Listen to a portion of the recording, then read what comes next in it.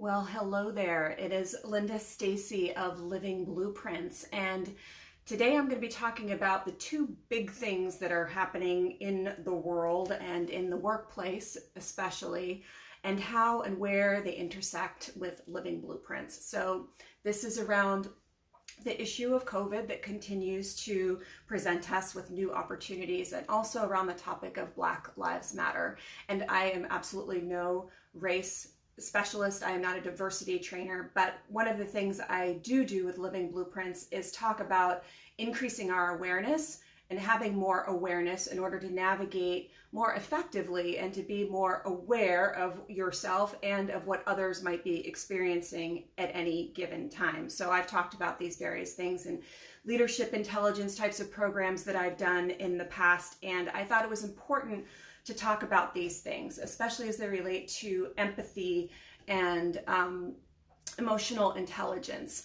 And I'll remind you, if you're watching on YouTube, I would love it if you would subscribe to the channel and maybe even like it if the content is valuable to you, and of course, like on Facebook as well. So, without self-awareness, and without tools to adjust in this time, we cannot grow and we cannot change. So self-awareness is huge. And where anything is rubbing or agitating us in the wrong way, in my opinion, it's an opportunity to go deeper, to get curious, and to ask questions. Ask questions about what's happening in your environment. Have it be an opportunity to learn more about yourself, about others, about what's going on. And even if you're prone to get angry or defensive, it's all good. It's just a signal that maybe it's time to just question what's going on. Again, all of these types of emotions are opportunities to go deeper and to learn and to grow. And then ultimately to be better, to be more effective, and to get more of the things we really want in life, which usually are around freedom and joy. And those are defined in various ways, depending on who you are.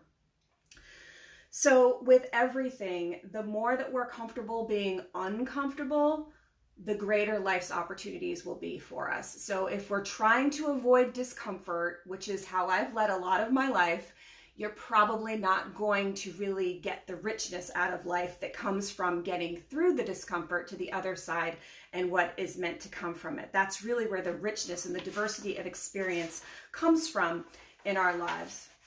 I believe, with the situation around COVID, we're able to see.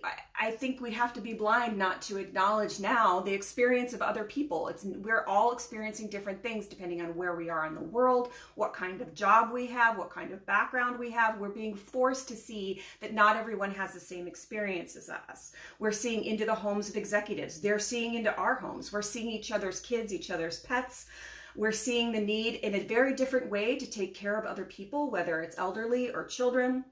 We see the fragility in certain types of jobs. We see the critical importance in other jobs that have previously kind of been unseen or not seen well enough, like that of nurses and first responders. And we each only really see a fraction of what's happening. Even with all this new awareness, we're still only seeing a tiny bit of what's happening. And, I thought of a quick story here. I was on a ski date years ago, long time ago, predates my experience with ski clubs and everything else. I was on a lift with this guy, and he was talking about how people are kind of the same wherever you go. And that really was not my experience. I had the experience of going to Russia when I was 18 at that time.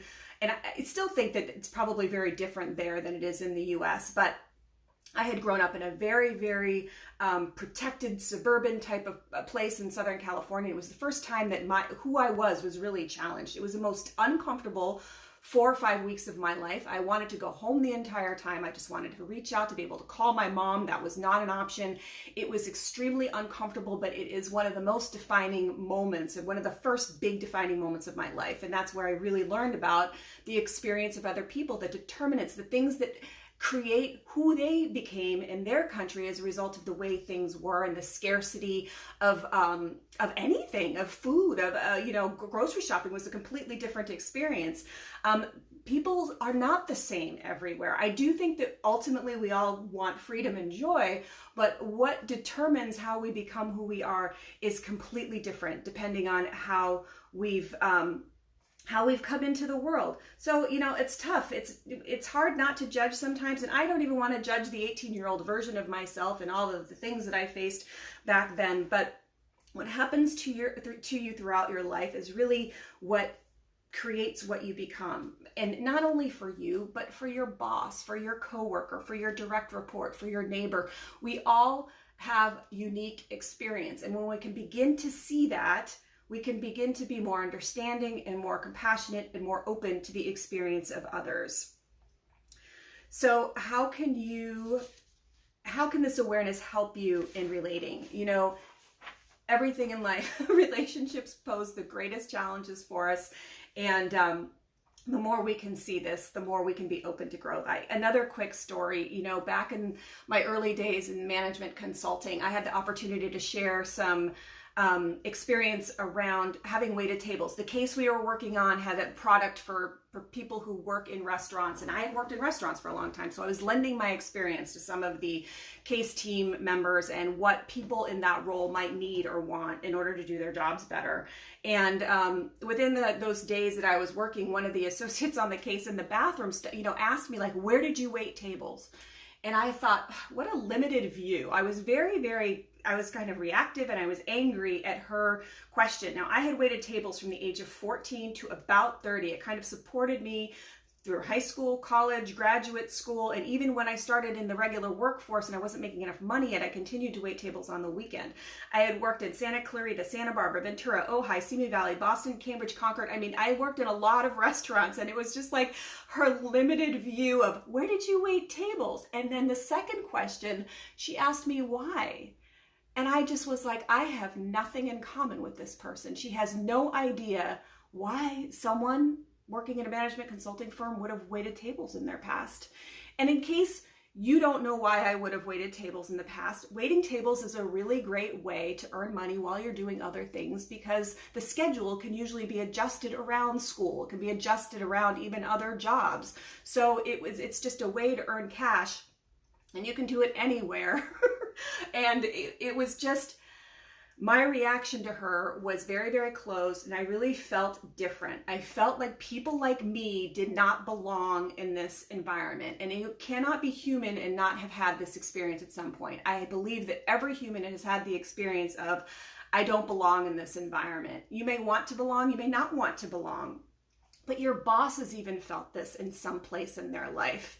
The most confident person you know has felt this in some place in your life. All of us have felt someplace, somewhere that we don't belong. And we're wired to want to belong, because in ancient or tribal societies, if we didn't belong, we'd be cast out, we wouldn't be able to survive. And in some ways, it's still true. We need people in order to survive. So she asked me an innocent question back then. I had a very negative reaction to it all, but it was an opportunity for me to share my experience, to maybe open something up new for her. Had I been in the place where I could have done that? It's only in the last few years that I'm really owning the entire experience that I bring. And I believe that we should all be owning our entire experience, our entire background, and really celebrate it. It's what makes us special. It's the special sauce that we bring to anything that we do. We're all the sum of our unique experience. So if a question that you're asked leads to some kind of defensive reaction, or kind of like, how can they be so narrow-minded or something like that? Remember, it's just an opportunity to share and be open in a response. Most questions, we'd hope, are coming from a place of innocence and just plain not knowing. How can we just fill that in order to have a deeper, richer experience? It's a good time to ask questions, to seek clarity, an awesome opportunity to learn and grow, and to remember that even when we are sharing, we still only know a fraction of an experience of anything that's going on. So with all of this, I'd just like to invite us all to be aware that each person in our environment is having their own unique experience of it. We only really have control over our own reaction to it all. And how can we be more open and compassionate and just open to understanding and learning? And when someone's having a rough day, know that it's probably being informed by a lot of other things that have nothing to do with us. And, where can we just be more human with them and bring more of everything that we have for them? Anyway, again, if you are watching this on YouTube, I'd love it if you'd like and subscribe. And I wish you better opportunity for awesome navigation and awareness and being emotionally aware and about the complexity of what's happening for other people in our workplaces and in our society. All right, have a good one.